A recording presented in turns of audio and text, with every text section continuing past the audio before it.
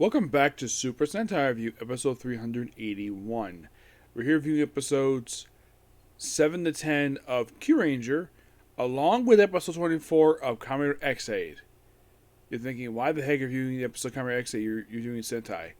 Well, it's not the first time this happened. I also did it with Samurai as well, where I reviewed also 2 episodes of Kamen Decade with that one.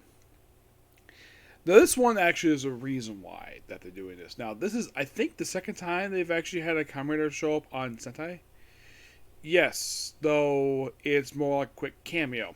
Well, we'll talk about that. So, basically, the purpose of this episode 7 and of this series and episode 24 of X8 is to promote Tension movie. By the way, they're still on Earth, this one. So, yeah, they battle some monsters, and then, of course, need some help. So, the commander sends down a globe called X8, which summons X8 from his own series. You're like, what? Why is he here? And by the way, the reason why he's here is because before he showed up, the squid got the basically the cyborg version of the monster that Dr. Death assumed part of Space Shocker. He just shows up completely randomly, like, oh, we have a character from Action Comedy show up. Okay, interesting. And of course, X8 beat the monster, and then just move on. Next time we see him, well, I think this was just after his appearance over in the Tension movie. Yes. And of course, they made X8 basically back to his normal size. Now, this is probably a promotional thing for the actual main series. And of course, they have to deal with the cup. Of course, the whole episode is basically like running around.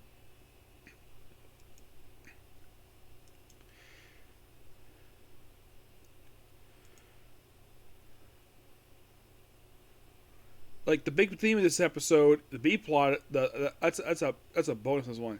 So the big thing this one is that the master of this episode is stealing birthdays. Oh, a Space Inca Devil. Sorry about that. Yeah, and of course the assassins from the Space Shogunate is here. Yes. And yeah, where things like, oh, I think every day is his birthday, so he steals other people's birthdays. I'm like, how petty can he be? You have one birthday the whole year, not 365. Yeah, so he gets birthdays back, and of course, it's Balance's birthday too, just by sheer coincidence. It's a interesting episode.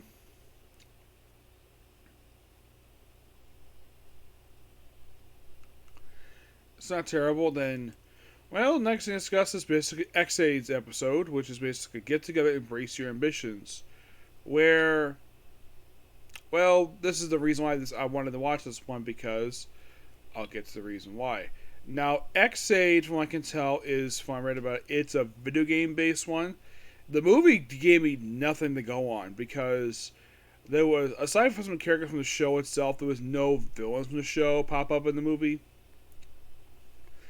Because it felt more like his kind of movie without all the elements of the show. They mentioned the whole thing about, like, bugoids, basically people infected with video game viruses, making them monsters. So there's this band leader who basically is brought to the X8's hospital. And also they mentioned that Ichiro and Hero's basically, and it was like, he's basically his mentor. And he kind of completed his, whole thing of being a doctor. Well, so he was playing doctor. Now, yes, this kind of is with the main story on the show. And of course, they have her in our bandmates because of stress transform into these things, so at least they explain that. There's also this thing with the Gang Corporation. What is the Gang Corporation, you might ask? Well, from what I've read, they're the main villains of this series, and they're the ones who caused the whole thing in the first place. And the guy who's here in the episode showed the fact the Gang Corporation is, in fact, their third CEO. This episode is actually his debut appearance. A guy by the name of Ren Amagasi. That's his name. He's a very bombastic guy. He likes showing off. Yeah, he likes showing off and the fact that he's there because he wants to see one of the patients. We'll get back to him. So we battles the first time, and then completely out of nowhere, Lucky shows up from Kyuranger. Well, this is part 2 of that crossover, and here's the thing. X-A has no idea who the heck he is. It's like he just met him in the crossover. It's almost like the staff of X-A did not know what the staff of Kyuranger was doing, so let's just ignore what they had last night period. So they battle a monster, and then bye-bye Lucky. Don't see the rest of the episode. What was the point to basically have him here in the first place? It's kind of something with X-A, but at least X-A was interesting. At least he was there. At least he had more than a quick cameo. Like, the X-Men plot, but at least basically he was brought in a very interesting way. I kind of wish they would have explained it, because this is supposed to take place after the movie, and yet they completely forgot they met each other in the movie. Yeah. And here's kind of the thing. In the case of Lucky being there with X-Aid, from his perspective, he should not be in this Earth because the Dark Jack are a completely different universe. So, yeah, and after they beat, and of course the end of the episode, basically, from what I read, this actually is the end of a story arc. This episode, end of the series, this one's second story arc, and begins the third story arc of the series, where Poppy is being, well, basically they turn on the singer, which turns back into the creature, and of course they have the 3 other writers, X-Aid, Brave, and what was the third one? There was the third one here. It was X-Aid, Brave, and Snipe. Yeah.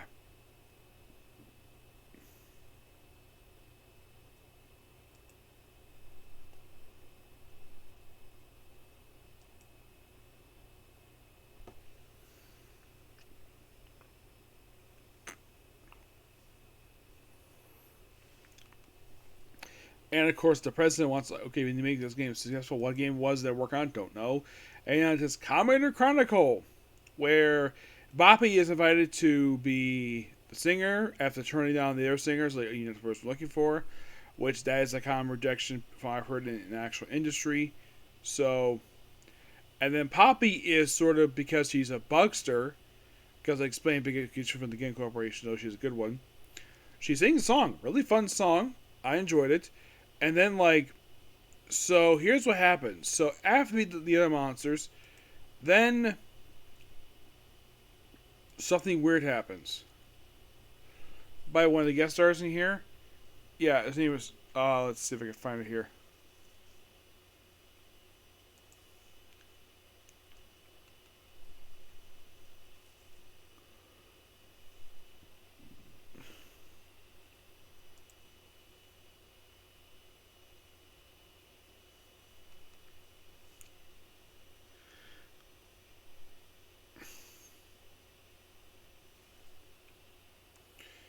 Yeah.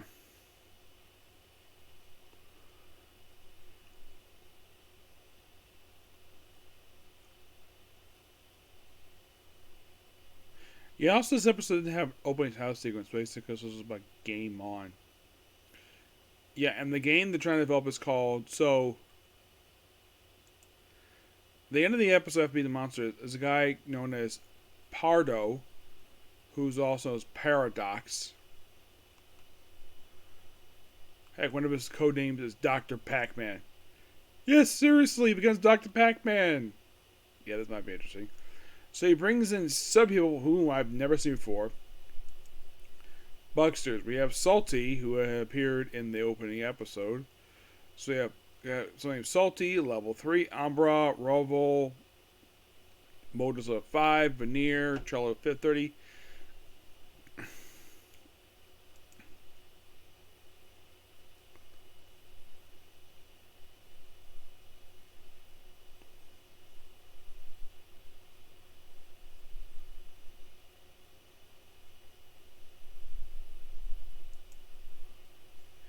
Yeah, then they saw the whole Kamen Chronicle, which is the next arc of the series.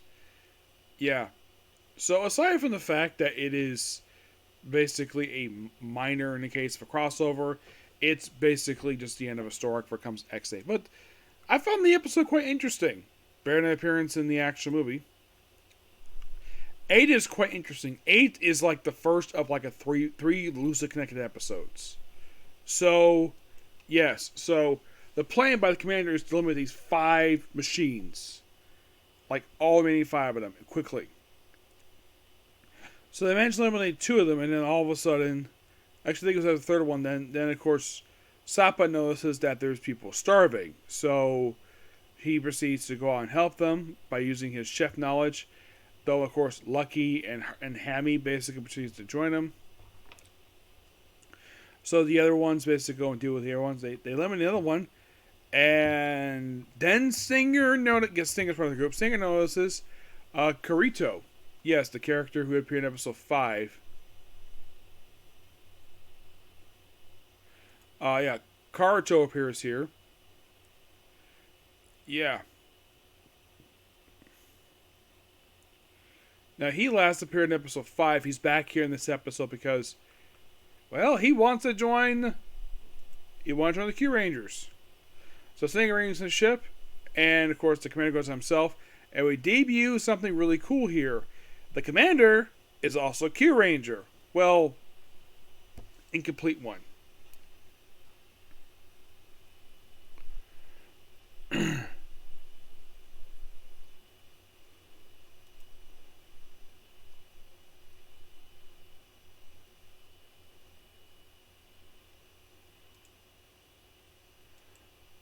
Yeah, where he is like. Yeah, it's also in the flashback he was in fact the very first soldier in the actual rebellion. So basically it comes Violet, basically incomplete. And then with the very next episode, by the way, the end of the episode has it where the assassins kidnap Spada, while the rest of them escape because the assassins are just too powerful. So then it's shown in a flashback next episode like what happened. And now the corridor they go down when of course he's fighting the assassins looks like the corridor scene in Deca Base. I wonder if that's a tease for a later episode. We'll get to that, but yeah, man, it's like they reused that particular hallway for that particular scene. Oh yeah, this also introduced to the actual commander of the rebellion, who is dead, Big Bear. Yes, a bear alien is in charge of this rebellion. So he dies, and then like, yeah. So then of course basically thanks to, well, being persuaded and of course meeting with an actual dragon, he's able to become an actual full ranger, Ryu commander. And well, the Kyurangers are no longer 9, they're now 10. And it goes, oh, if I join being 11, like, no, not yet, kid. Yeah, that's the next episode.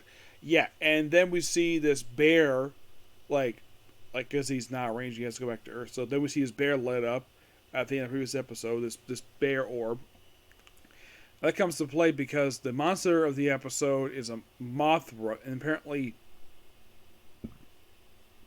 excuse me, maybe one they counted for, but this is his only appearance. So we review actually why Kirito wants to join the Kyurangers because basically something he wants to do. So after some persuasion, and also talking to an actual ghost of Big Bear, yes, his ghost appears in the episode. And of course, and then we have him come. Well, in episode 10, we have another Kyuranger show up.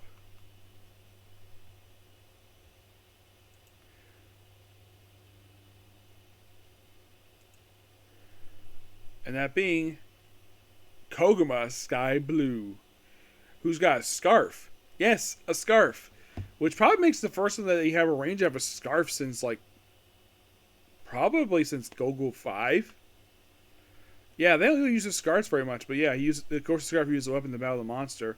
But really fun episode. Yes. And of course Big Bear basically accepts Ryu as his successor. And also the fact that, well, this kid is now part of the team. So for now, we have 11 Rangers. Yep, 11. Which, that's a lot. Especially for just 10 episodes. Now, the only series I've read that actually did this high, at least run this high for Rangers, was the Sentai that was at for Downchart, which I'm not going to discuss exactly when. Okay, so I'll reveal when I finish watching this one. I'll reveal what the next one's going to be, but some people might hint the fact, basically, that what could be, but I'll reveal that later on. So with that, basically, we're now 10 episodes in. And I say I'm having a lot of fun, so I'm having a lot of fun with this. And, well, I'm going to do 2 more reviews of this and then do some anime. Well, basically, but I'm going to do a couple of these anime ones. Well, kind of in a way, basically manga. But I'll like to put some of these ones out. So that's pretty much it, particular review. Please be sure to like, comment, subscribe, turn notifications, do that stuff. Oh, before I close this video here. One of the assassins is killed off in episode 9. The female one, which her name is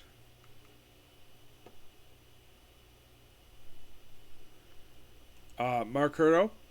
Yes, I have to mention this woman. So, now her associate is featured in Cosmic Fury, but she is not. And you're probably thinking, why the heck is she not featured? Like, well, here's kind of the thing when it comes to her. According to what I read here, Simon Bennett did not want to bring in the show because he thought her suit looked too bussy. Yes, too bussy. I'm like, does that look too bussy to you? Not really. It's fine. I think it's because basically that's just an excuse not to use his character. Yeah, they were their partner in Cosmic Fury. They made him a butler. Yes, an assassin, a butler. Okay, but they called this too bussy. Those got squid-like powers, which makes maybe they used inspiration from her for the other characters. Possibly yes, but I find nothing wrong with this suit. Why the heck would he say it's too bussy for? Simon Bennett, everybody. Yep. A guy who's probably, every time I read stuff about him, stuff about certain stuff, it's like, man, you clearly don't know what you're doing, do you? You have to rush your stuff because Cosmic Fury is only 10 episodes. Which, I know that one's got a lot of flack for that. It's 10 episodes, but here's the thing. You're telling a big story in 10 episodes. You need either more episodes or increase the runtime. I mentioned my review when I was talking on a stream with a couple friends of mine. When it comes to that's what should have happened, but no. 10, 23 episodes, and we rushed through the whole story. We're way too quickly. Yep. But yeah, she gets killed off in episode 9. And she comes back later on if I read. She does. But when? Don't know yet. They tease about the episode, but there's that. But you would say that 9, kind of in a way, is a wrap up of this little mini arc here. I would say 10 is because basically Kira comes on board in episode 10, and he becomes virtual Kyuranger in episode number. Comes on 8, and then he's back here for episode 10. He basically becomes a member in episode 10, which I would say that's over that story, but that's what I would say. But yep. But not much to say about this episode, so I'll see you next week with My Hero Academia. Bye.